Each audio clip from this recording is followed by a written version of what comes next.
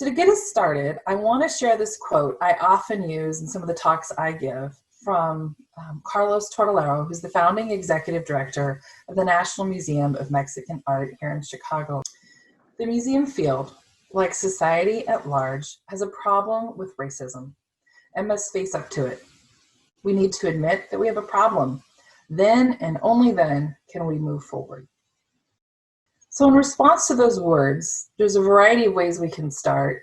I picked tonight starting with terminology, just to make sure people understand what we're talking about, especially as we're kicking off this series, and to set the stage.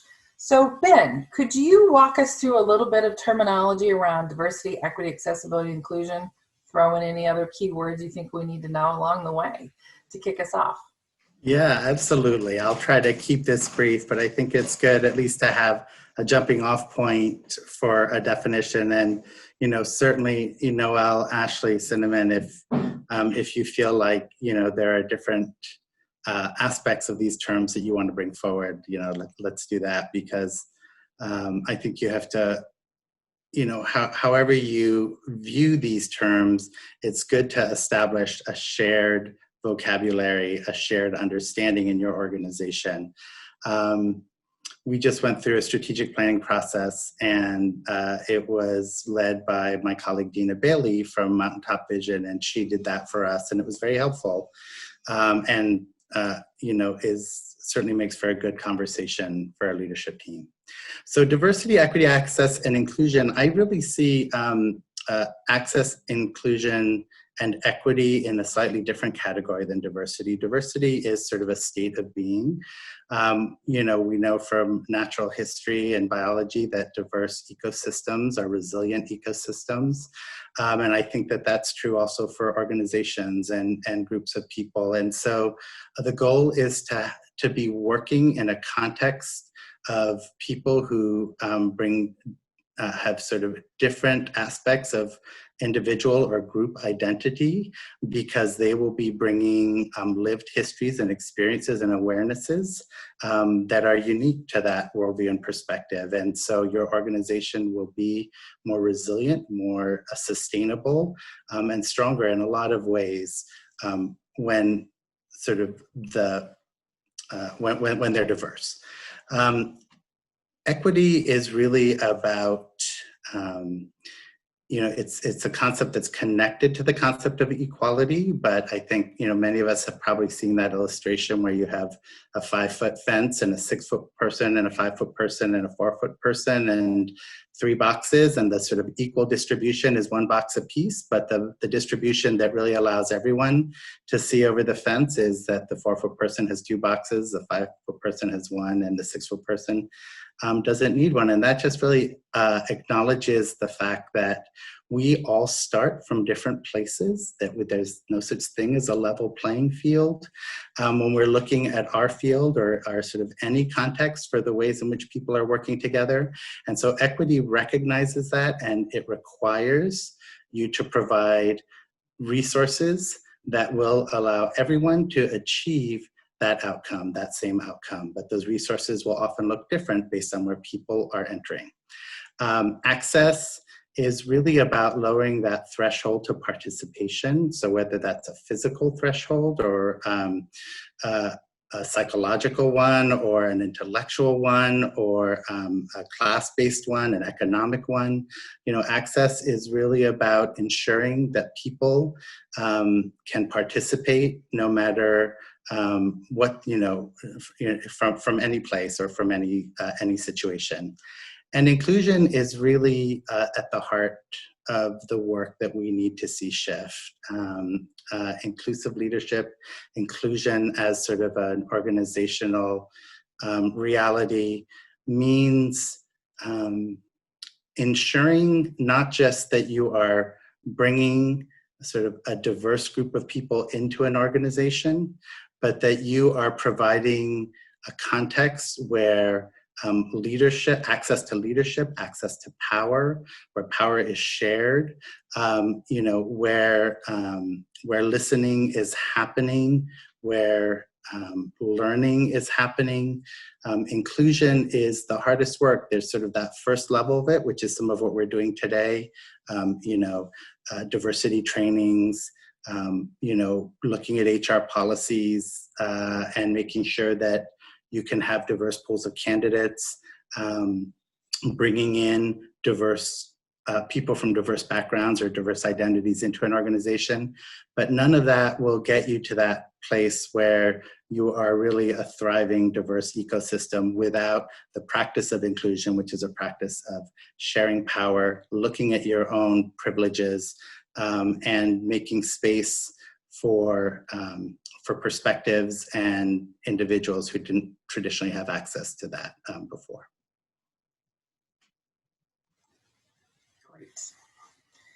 So now that we have a few terms laid down for everyone's shared understanding, I want Noelle to take us into the heart of this conversation, which was really set up by Carlos's quote that I shared. Tell us a little bit about how the work we're up to, the work you're wanting to do and can do is anti-racist. Can you talk about the relationship between museums and race? What does that look like? Oh, yeah. So when you sent me this question, I was like, yeah, that's not a hard question to answer at all, right?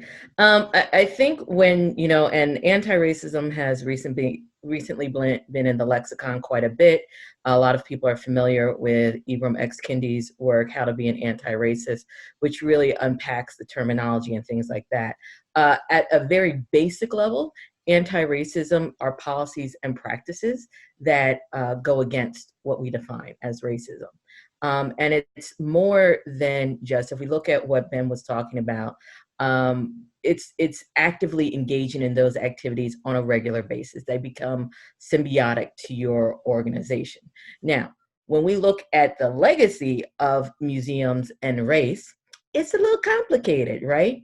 If we want to be 110% honest with ourselves. Part of the way that our field got started was through the exploitation of people. There we go. Sorry about that. Of people's culture. It was the exploitation of people's cultures and practices. And so now we are seeing a shift. But part of the trouble with that shift is that it's not, by and large, it's not an active engagement, right? People, there was a time in some, depending on the type of museum you're in, some people that think that they're engaging in anti-racism by hiring a non-white individual. Well, if that non-white individual is the only non-white individual in your organization, have you done something? Yes. But have you actively engaged in anti-racist practice and policies? No. And if that person is put upon to always have to do with every diversity program, right? And you don't give them access to a budget that sustains it, that's part of it. The other part is how you tell the story, the interpretation. The easiest way for me to illustrate that is that when people think of Memphis, they think of a couple of things. One of them is Elvis, and we won't touch that. That's a whole nother conversation. But the other is the assassination of Dr. King. But if you think of Memphis and civil rights in Memphis, and your immediate interpretation of that is looking at James Earl Ray, and that's the only conversation that you've had, you have centered white maleness in the conversation. And the voices that you have denied are the voices of the sanitation workers, the two men, Robert Walker and Echo Cole, who were tragically killed, whose death launched the sanitation strike, which brought Dr. King to Memphis. It ignores the work of Jim Lawson. It ignores the work of Cordelia Crenshaw. Those are the active ways that you're doing that. If you relegate artists of color to a corner in your institution, rather than integrating them into the whole story, that's part of the problem. So this is a larger work, right? This is part of an overall approach and how you're looking at these communities. One of the things that I have said in a number of conversations is that you can't go to these communities and come in and be extractive, right? We have to treat those communities the same way we treat major donors. Your job is to cultivate a relationship with them and sustain that relationship. That is an anti-racist practice. That is actually an anti-hierarchical practice that goes against how we have traditionally thought of museums as functioning. So that's part of the way that this can work.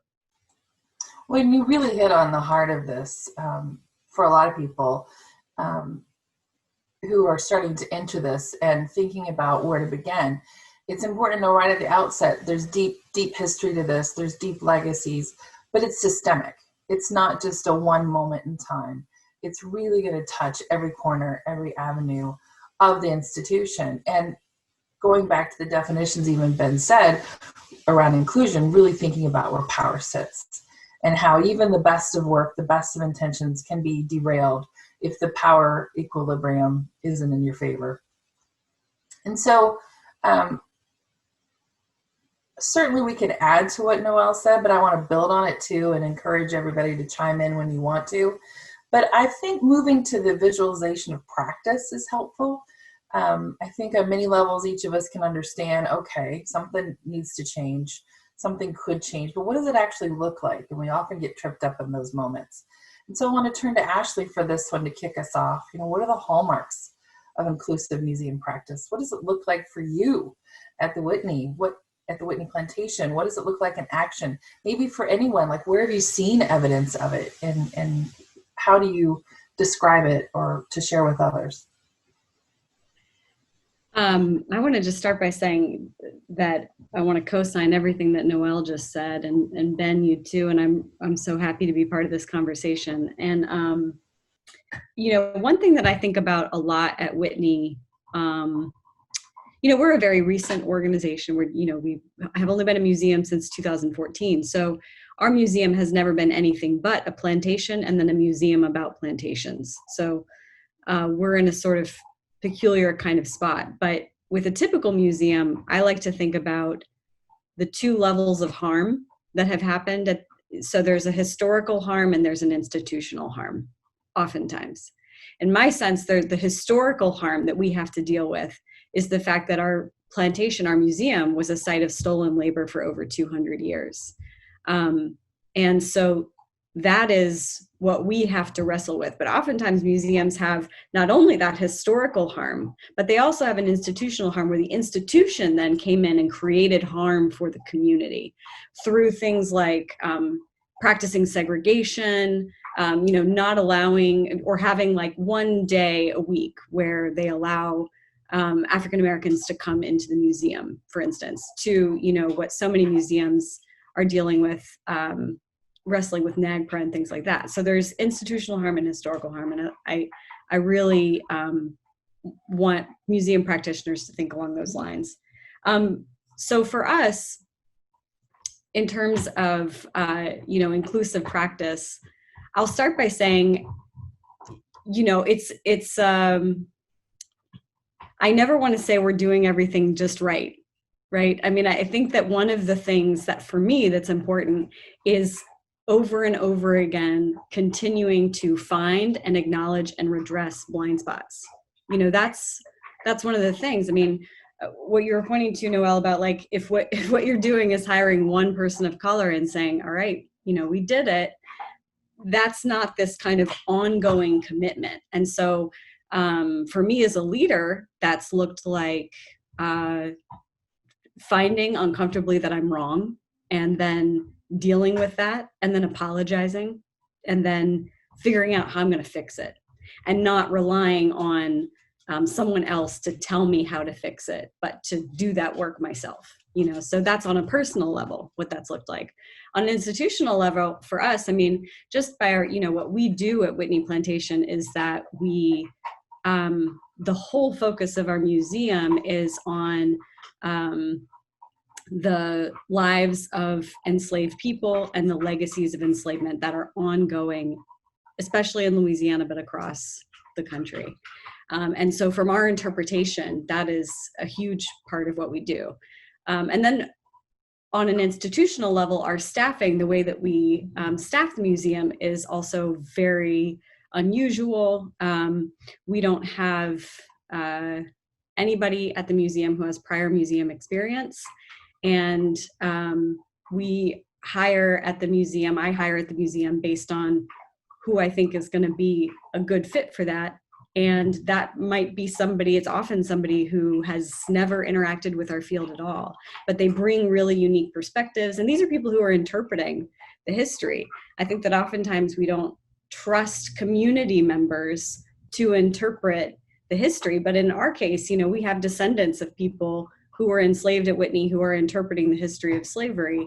And that's really crucial to what we do, because it's about, you know, sharing knowledge and making sure that people are a part of the conversation.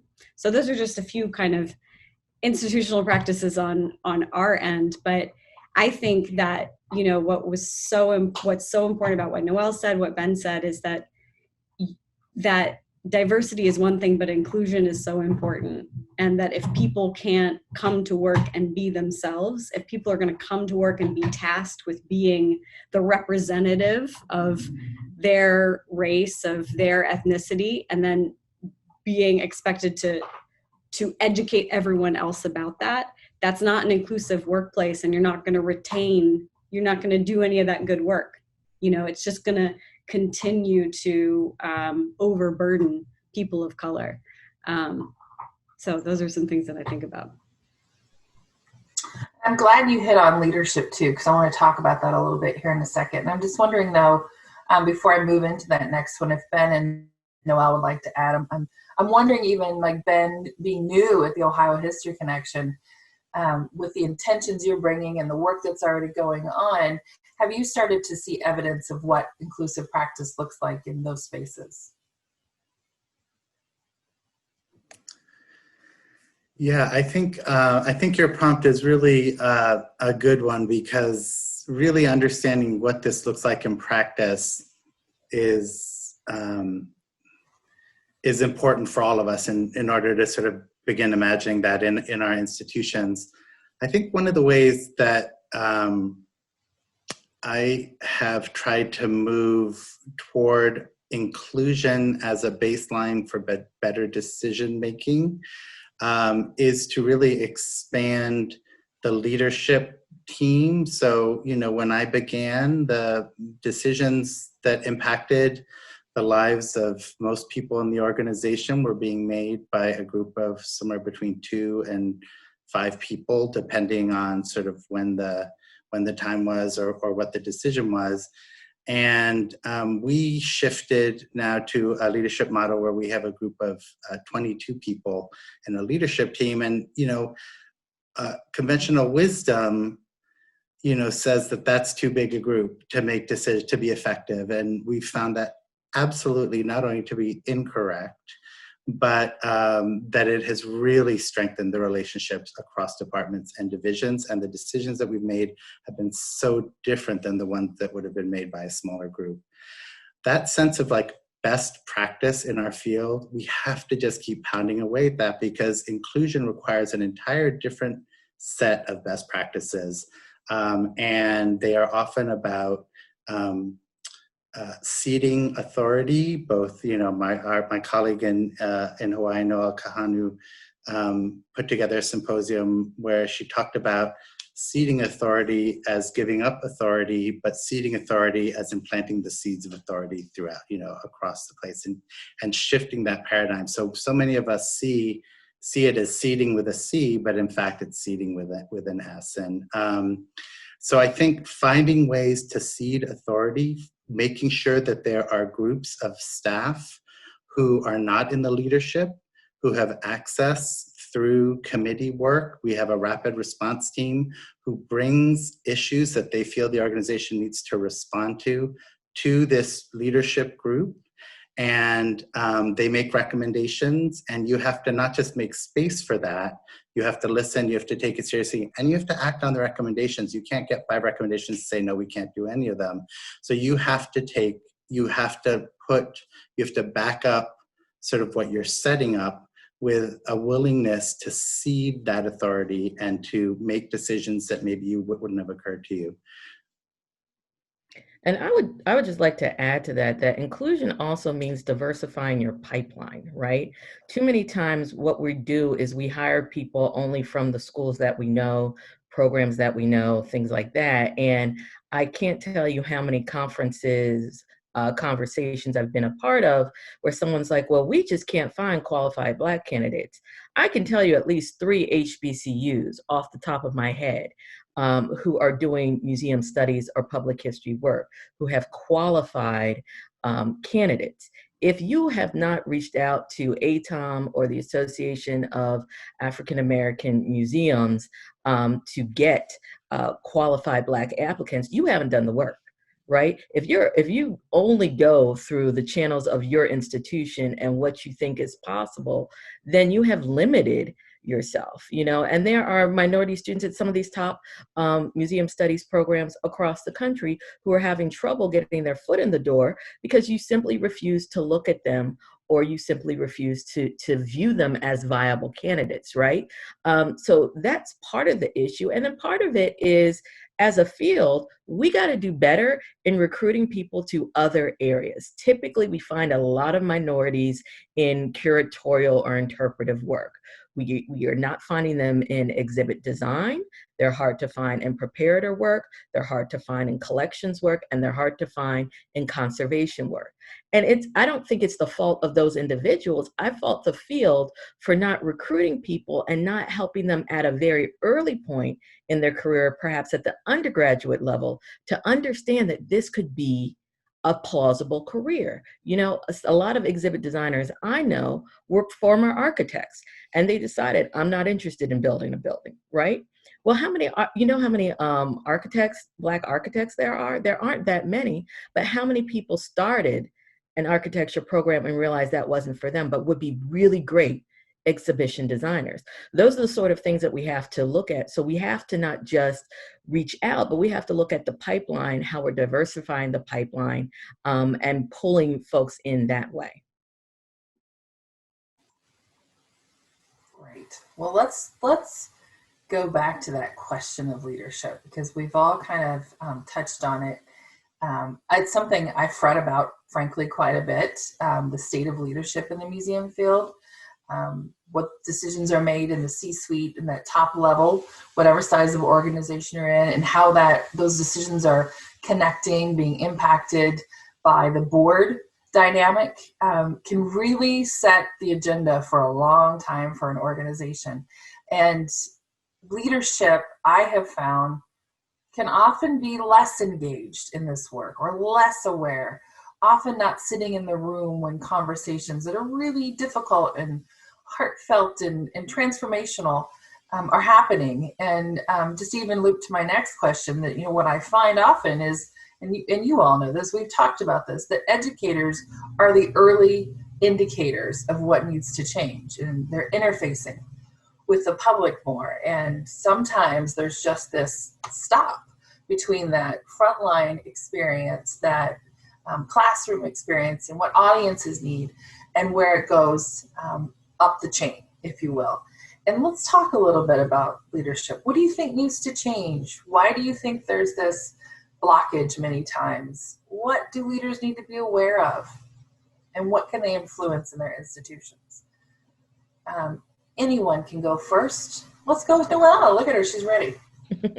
And I don't know the stats, but I think part of it, we have to look at the diversity of leaders in the museum field, right? How many are men? How many are white? I think we have seen in the last few years a lot more women and women of color rising to the ranks of being able to be executive directors or presidents of museums. But I think that that's where it starts, right? And not to say that you can't be a white man and be aware of those issues, but it's really being willing to step out of the frame, right? And do that work, and to say, okay, there's a lapse in our senior suite, in our C-suite, and that if you're wondering why you're having issues at the front lines of your organization, it's because you haven't created policies. And it's not just creating the policy, it's linking it to performance, it's linking it to pay increases. It's a full overhaul. If we can do it for safety, if we can do it for how we handle objects, we can do it for security, we can do it for DEAI.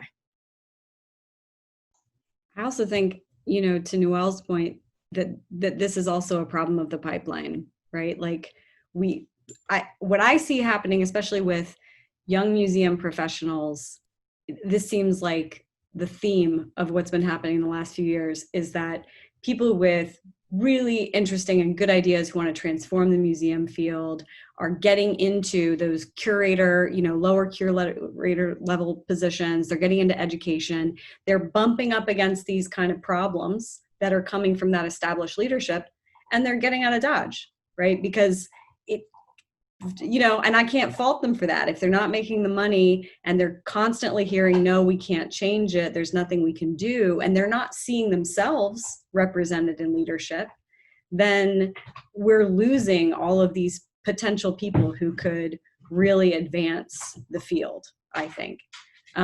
So to me, that is just a huge problem. And I think that there's not enough I think discussion about how you move up, how do you become a leader? Like, there are not a lot of mentorship opportunities, especially for young professionals. I think a lot of young professionals feel like they're going to get stuck somewhere in the middle and never be able to go up, especially when so many, especially at the bigger institutions, so many museum leaders aren't actually people from the field, right? Sometimes they're people who have moved up, but a lot of times they came from corporate America and they got put over here, and they don't really have the same values as the rest of the museum field. I mean, there just seems to be this kind of disconnect in some ways. I also think, Ashley, we don't allow some of those younger professionals the room to make mistakes. Now, don't get me wrong. Sometimes y'all make mistakes and you got to live with the consequences. I mean, we all have had one or two of those instances in our careers. But what you will excuse in terms of behavior from a white male, you will not excuse from the behavior for a person of color.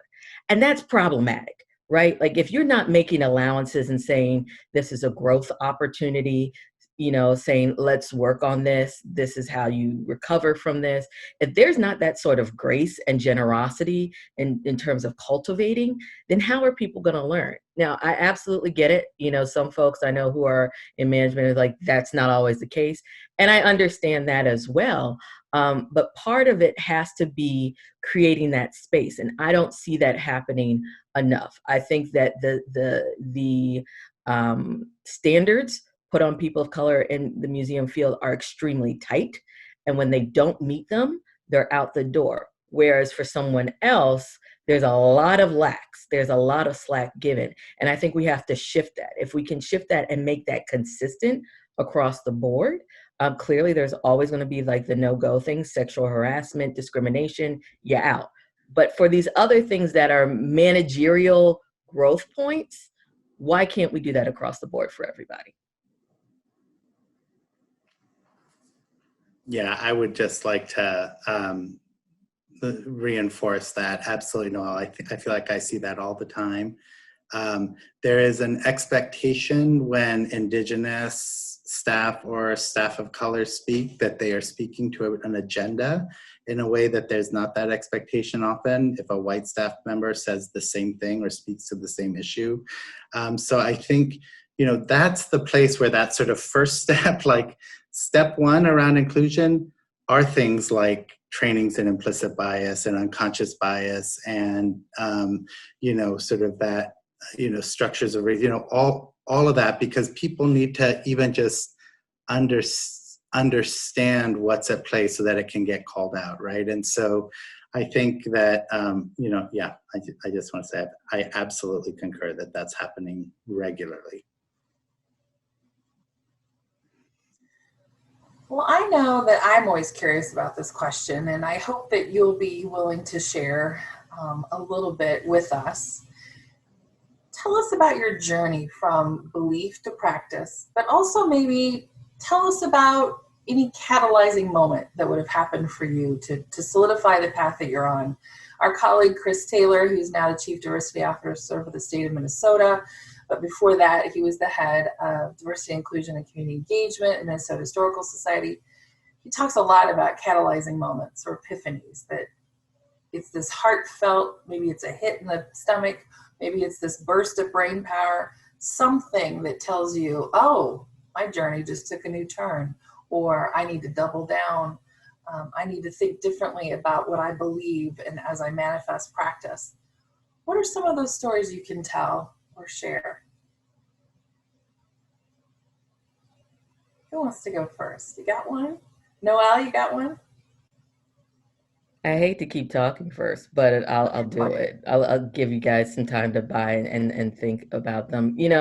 I don't know if there've been a lot of moments in my life, and I think it started out when I was a kid, because when they would do Black history or even just American history, I kind of asked the teacher why. Like, they say, the Pilgrims killed the Indians or, whatever, all these things. I'm like, well, why did the Indigenous people have to leave? Like, that doesn't make sense. Like, I was very literal.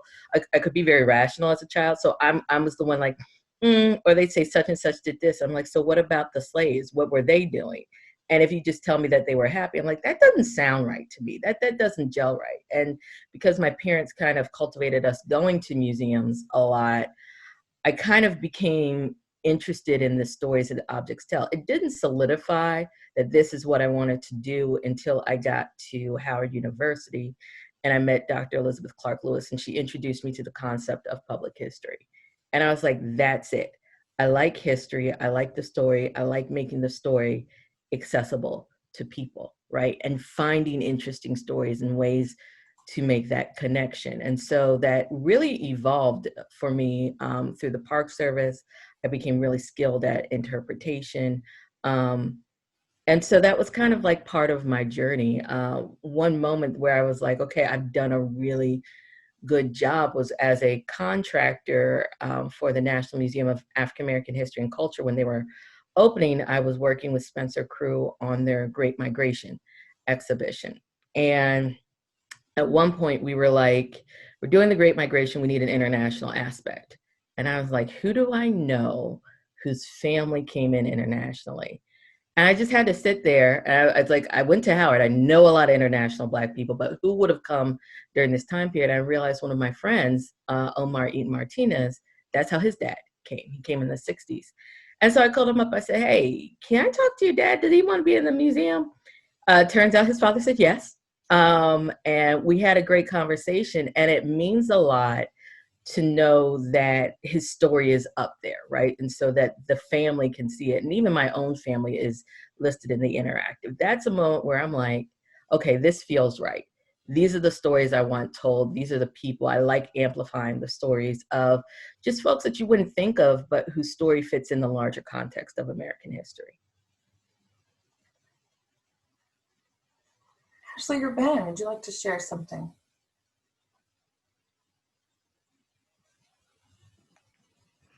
Ashley, do you want to go or? She's deferring to you. I'll go. I gave you time. I think I have to kick out these dogs. I think these aha moments have just sort of happened regularly thanks to the teachers that I've had. I've just been so lucky to have been associated with people who've been doing this work for 30 years before I was doing it. When I went to my grad program at Bank Street College, one of the instructors and my advisor was a woman named Claudine Brown, who was the Undersecretary for Education and Access at Smithsonian. She was the one who really helped me understand that you need to align your work in the world with the work that you do for life. You need to work in institutions where you have shared values. And I remember doing this exercise where we were sort of writing about the issues that were most important to us. And I was working at the Getty, at sort of an elite art museum at that point. And none of my top, issues were related to sort of, art practice or art history or art appreciation. They were all related to social justice. And so that was really a moment where it was like, okay, I see, I need to go work in different places. And that sort of set me on a path. There were other, I just had so many instructors, mentors and instructors who sort of had helped me sort of achieve those light bulb moments. I think probably the biggest one that put me on the path that I'm on currently was when I went to UC Berkeley, and I was just so, just inexcusably uninformed about the atrocities that museums have perpetuated against American Indians. And walking into a facility at UC Berkeley and seeing the remains of 11,000 human beings held there in such sort of clinical objectification and not being treated as ancestors or as humans or as the remains of humans, but as specimens, and understanding the degree to which museums had extracted not just sort of the living aspects of American Indian culture, but then also gone in and extracted all of sort of the living dead, the dead who have their journeys and their past as well. And that was where I really saw the degree to which museums have been perpetrators. That's where I understood that what I wanted to do was work to revision museums so that they move from a position of perpetuating and inflicting violence upon people and systems and communities to being a part of healing them.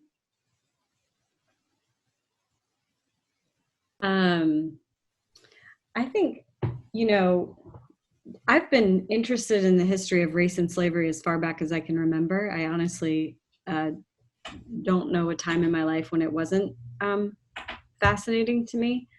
And I also kind of always felt like it was a thing that was being withheld from me in some way.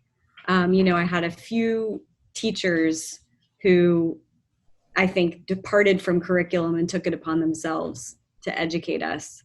But the thing that I always liken it to, growing up as a kid in the South in the 80s, is like the feeling of when you walk into a room and everybody just stops talking.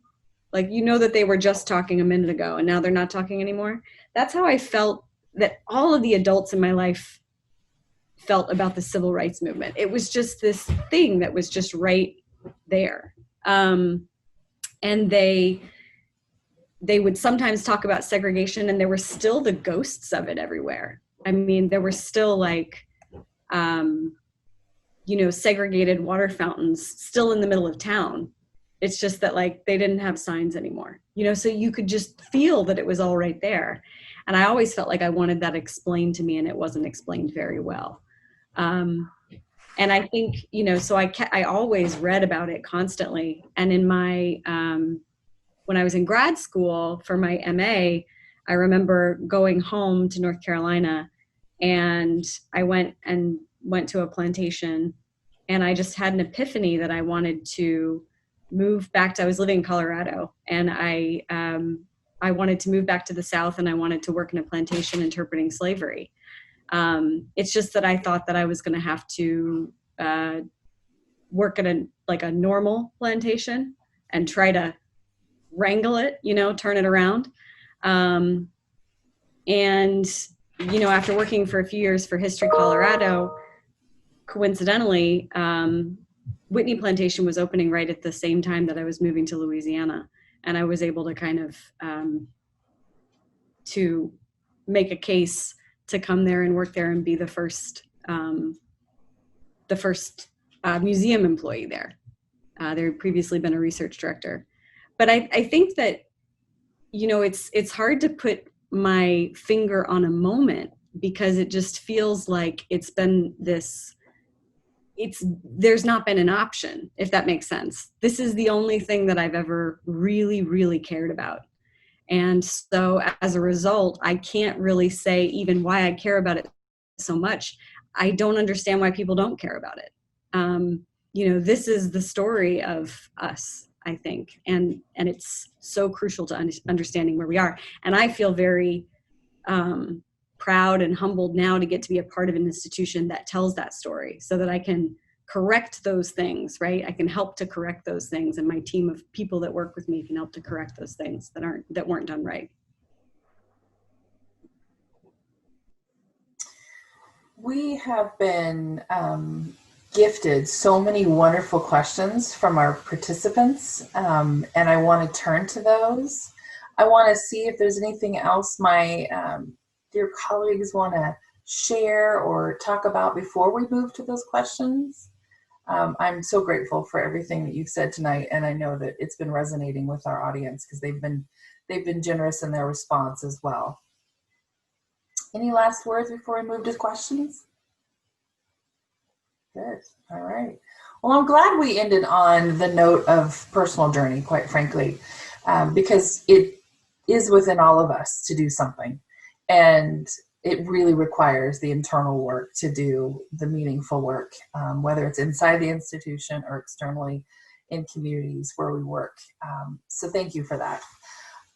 I want to turn to the questions, and then I will make sure we can capture as many as we want or can, and then I'll certainly close this out by talking about what's coming next. It looks like we had a question early on for Noelle. Noelle, can you give examples of creating a relationship with a community in a non-extractive way and how to continue that relationship? Well, I mean, I think it has to deal, number one, with where your institution is located, who's surrounding you, who's the community members. An extractive relationship would be, for instance, it's Black History Month and you go to the local community center or after school program and say, hey, come to the museum, perform, and that's it. And they don't hear anything from you for the rest of the year. A non-extractive relationship, it may start at that place, that it starts with the invitation to make them feel welcome, but then perhaps you look at members of those communities and invite them to serve in an advisory capacity. Perhaps you follow Wing Luke's excellent example and do community curation for an exhibition, that you really go in and bring in community stakeholders and allow them to help facilitate not only the interpretive story, but the overall design of the exhibition. That's a really big idea in terms of seating authority, but it's one that can be long-term. And then it's also, part of it is just grant writing. You find those community organizations and people to work with, and you're also putting some money on the table, so those grants help facilitate and sustain those organizations.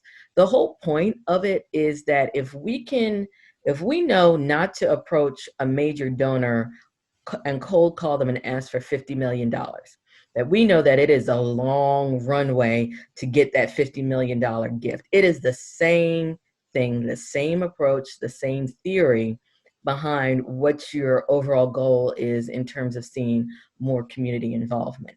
And it may perhaps mean rethinking your programming, right? If you're a very big institution and you only get 10 people at a program and that's a good day, I'm gonna need you to rethink what your programming is and figure out why a desired group isn't showing up. And it may be doing surveys, it may be having conversations, and it may mean stepping outside of the physical building and going to the community and talking to them and figuring out where the opportunities to work together are. It is a lot of work, but I think it's one that will be vastly rewarding.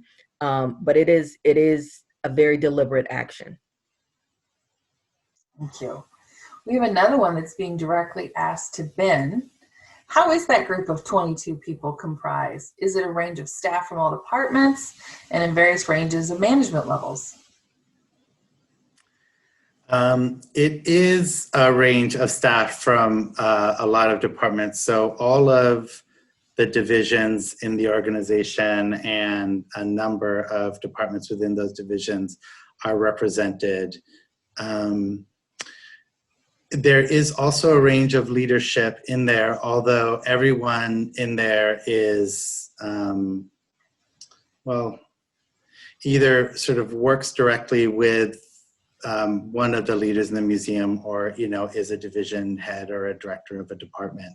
So it's interesting, it's interesting to think about how that might evolve in the future. But I think for us, it was really just about making sure that, we weren't, what I've often been in the position where I have a number of divisions reporting up to me, and I'm expected to sit and represent all of those perspectives. It often adds up to sort of 60, 70, 80% of the staff. And as one person, it's like simply impossible for me to make the right decisions for that many people's, work. And so, this really has been about sort of breadth. It's got a little bit of depth in terms of sort of, levels in the organization, but it probably only has people from the sort of top 3 levels of the organization. We have a question that showed up in the chat rather than the Q&A, so I'm going to share that one now, which also kind of ties into some of the other questions. So we might stitch a few together here. What do you see as the greatest continuing obstacle to diversifying museums in the U.S.? And I think what that's getting at is, making DEAI come alive in museums, if you will. What's the greatest obstacle or obstacles? I think that there are problems on both ends. Like, you have this kind of sandwich problem. You have a problem of leadership who may take it seriously, but not know how seriously to take it, and not know how to go about changing things, and not be willing to investigate their own blind spots. And I think there's been a lot of like call outs of museums. Has been happening in New Orleans a lot, of executive leadership for racist behavior. And there seems to be this kind of, in a way, kind of a stonewalling, right? Like there's an acknowledgement that we have to say that this is really important, but maybe not that we're going to really take the steps to change things.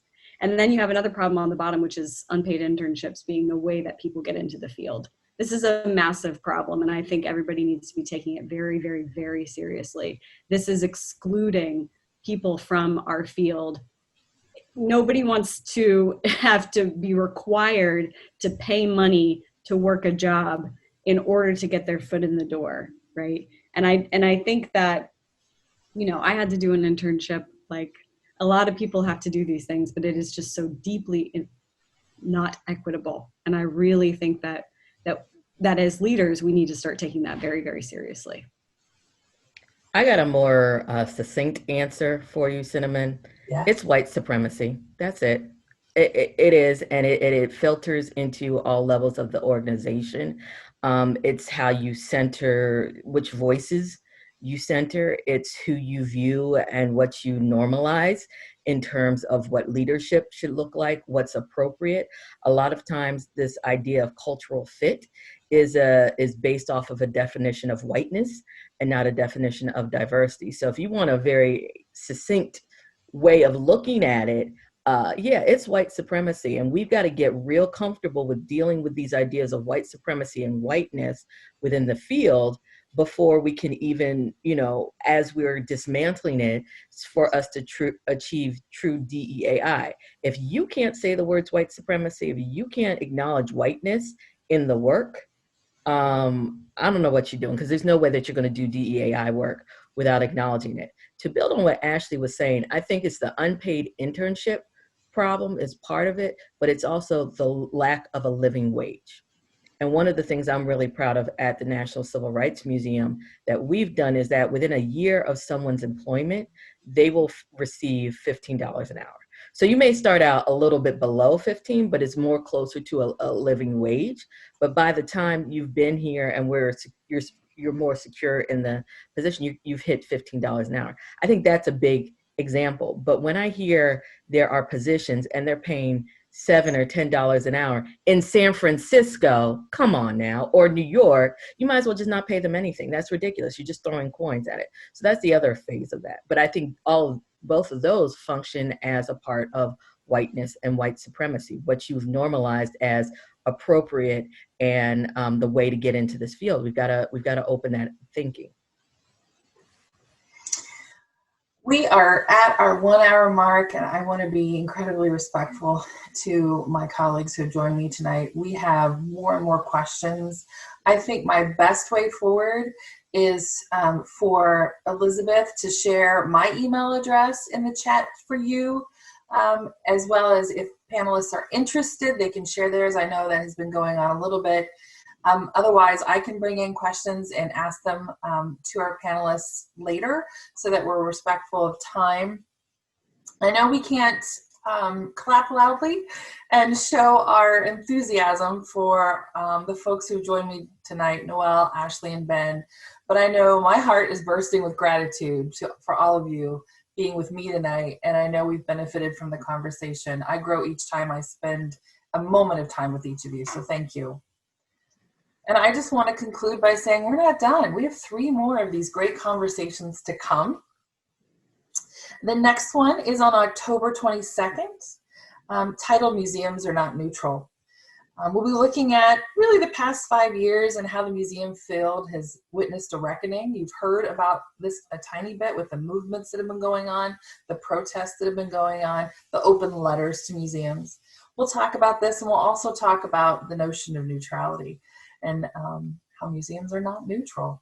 And we'll be joined by one of the co-founders of that movement, Latanya Autry, who's a cultural organizer, curator, and art historian, as well as Kaylee Bryant Greenwell, who's the head of public programs at the Smithsonian American Art Museum in DC, and Elizabeth Callahan, who's one of the founders of Mass Action, which many of us have been part of who are on tonight. She's the head of multi-generational learning at the Minneapolis Institute of Arts. So be sure to visit us at illinoisstatemuseum.org to sign up. Follow us on social media, become a member, and get early notices of everything we're doing, and we'll keep you informed. So thank you so much for being with us tonight, and have a good evening. Stay well, stay healthy, and we'll get through this together. Thank you. Thanks, Cinnamon. Bye, everyone. Thank you, Noelle. Thanks, Ashley. Thank you, everyone. Thank you.